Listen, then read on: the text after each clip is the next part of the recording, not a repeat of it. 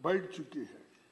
हमारे 6 सभापति बाद में भारत के राष्ट्रपति भी बने।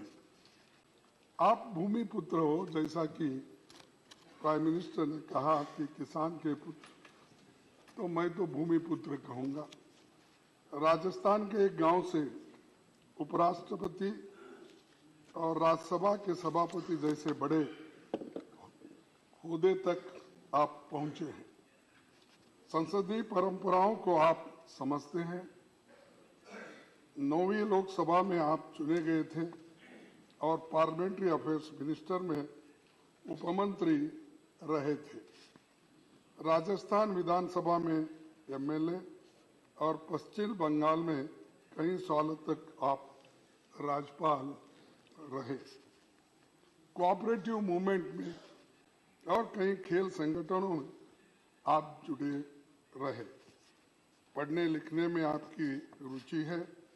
आपका प्रोफाइल बहुत बड़ा है। मैंने पढ़ा, हमारे देश में संविधान सबसे ऊपर है। संसद के लोकतांत्रिक व्यवस्था का आधार स्तंभ है। संसद के पास संविधान संशोधन का भी अधिकार है। राज्यसभा और लोकसभा मिलकर भारत की संसद बनती है। कोई अकेला सदन खुद में पूर्ण नहीं है। संविधान के दायरे में दोनों सदनों को अपनी प्रक्रिया और नियम तय करने का अधिकार आपको है। हमारी संसदीय प्रणाली में राज्यसभा को चेंबर ऑफ आइडियाज या विचारों का सदन कहा जाता है। ये परमानेंट हाउस है और राज्यों का प्रतिनिधित्व करता है। राज्यों की राजनीतिक तस्वीर यहाँ नजर आती है। शुरुआत से ही संसदीय क्षेत्र के तमाम दिग्गज यहाँ की शोभा बढ़ाते रहे हैं। राज्यसभा ने भारतीय लोकतंत्र में संवाद की परंपरा को मजबूती दी है। अलग अलग विचारधाराओं की राजनीति का केंद्र होने के बाद भी यहाँ सबका लक्ष्य देश की तरक्की और उन्नति के बारे में हम हमेशा सोचते रहते हैं और सभी यही चाहते हैं जनता के सवालों पर गंभीर चर्चा हो और समस्याओं का समाधान निकालें। आपको सभा के दोनों पक्षों की हालत, नियमों, मेंबर्स के अधिकारों और भावनाओं की जानकारी है। जैसे संसद 2 सदनों के मिलकर बनती है, उसी तरह लोकतंत्र सत्ता पक्ष और विपक्ष के 2 पहियों पर चलता है। दोनों का अपना महत्व है। इसीलिए तो लोकतंत्र, इसी को तो लोकतंत्र यशस्वी बनाया जा सकता है। बाबा साहब ने संसद की कार्यवाही को असरदार बनाने के लिए दोनों सदनों के लिए स्वतंत्र सचिवालय के गठन की बात कही थी। पंडित जवाहरलाल नेहरू जी के प्रयासों से राज्यसभा सांसदों को पब्लिक अकाउंट्स कमेटी और कमेटी ऑन पब्लिक अंडरटेकिंग्स जैसी फिनेंशियल समितियों की सदस्यता मिली थी। पंडित जवाहरलाल नेहरू जी ने कभी राज्यसभा के अधिकार को कम नहीं होने दिया। 1953 में बजट सत्र के दौरान उन्होंने साफ कहा था कि लोकसभा और राज्यसभा मिलकर भारत की संसद बनाते हैं। हमारे संविधान के अनुसार दोनों सदनों की अथॉरिटी के बीच मनी बिल्स को छोड़कर कोई अंतर नहीं है। आज जब मैं ये बातें कह रहा हूं तो हमें बहुत कुछ बातें याद आ रही हैं।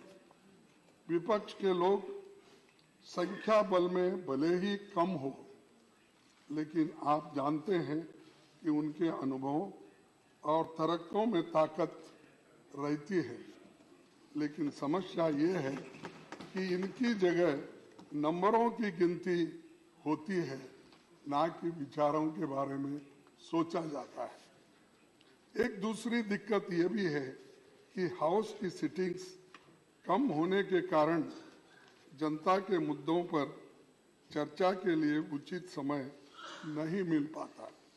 गरीबों, दबे कुचले और SC/ST, किसानों और अत्याचार के शिकार महिलाओं की हालत पर ढंग से बातें नहीं रख पाते और बिल्स भी बहुत जल्दबाजी में पास होते। पहले जहां संसद में साल के 100 दिनों से ज्यादा चलती थी, अब 60 से 70 दिन भी नहीं चल पाती। लेकिन हमारी आबादी, अपेक्षाएं और समस्याएं बड़ी है। पिछले एक दशक का आंकड़ा देखें तो 2012 में संसद की सबसे ज्यादा 74 सिटिंग्स हुई थी। इसके बाद 2016 में 72 सिटिंग्स हुई। हाउस में सिटिंग्स बढ़ेगी तो अच्छा नतीजा निकलेगा और मैं आपसे आशा करता हूं कि आपके नेतृत्व में चर्चा के दिन बढ़ेंगे। सभापति जी, आप तो कानून के जानकार हैं। आप इसे अच्छी तरह समझें कि कानून अगर जल्दबाजी में बनते हैं तो उनमें खामियां होते हैं और सुप्रीम कोर्ट, हाई कोर्ट के जो जजेस हैं उनकी टीका टिप्पणी भी हम पे होती रहती है। कई जजेसों ने भी ये काम किया है, उनका सही तात्पर्य नहीं निकलता और ऐसे कानूनों की क्वालिटी पर सुप्रीम कोर्ट और हाई कोर्ट की टिप्पणियां करता है। ये हमारी संसद की प्रणाली की सेहत और इमेज को ठीक नहीं लगता। तो इसलिए हम चाहते हैं कि बिल्स को ठीक से एग्जामिन करने के काम को सेलेक्ट, ज्वाइंट और निचले सदन में स्टैंडिंग कमेटी इस विभाग संबंधी संसदीय समिति को ज्यादा से ज्यादा भेजा जाए और बिल्स को इन समितियों में भेजे जाए, वहां इन पर विस्तार से चर्चा हो। राज्यसभा का यही मुख्य काम भी है। मैं इस संदर्भ में 13 मई 1952 में हुई राज्यसभा की पहली बैठक में सभापति डॉक्टर राधाकृष्णन जी की कही इस बात को जिक्र करना चाहूंगा। उन्होंने कहा था, हमें इस देश की जनता के लिए ये बात न्यायोचित ठहराने के लिए पूरी ताकत के साथ जुट जाना चाहिए कि जल्दबाजी में पारित किए जाने वाले कानून पर रोक लगाने के लिए सेकंड चेंबर की जरूरत है। इसीलिए इसके अध्यक्ष भी अब आप ये सेकंड चेंबर के बने।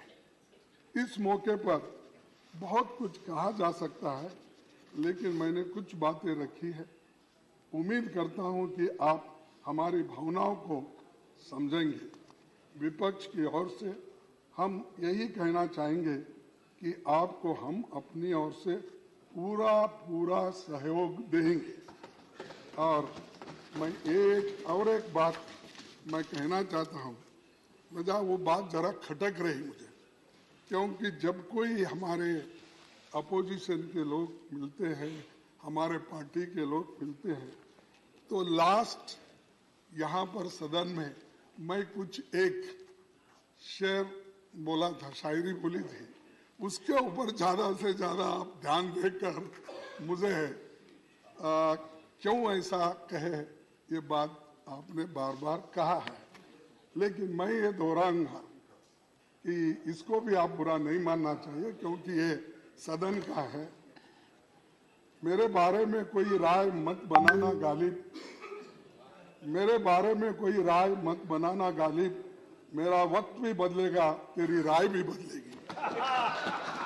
तो ये कहते हुए मैं आपको धन्यवाद देता हूं और ये सदन बहुत सुरक्षित चलेगा और हम पूरी कोशिश करेंगे हर बात पर आपको सहकार देने के लिए। धन्यवाद। Shri Derek O'Brien.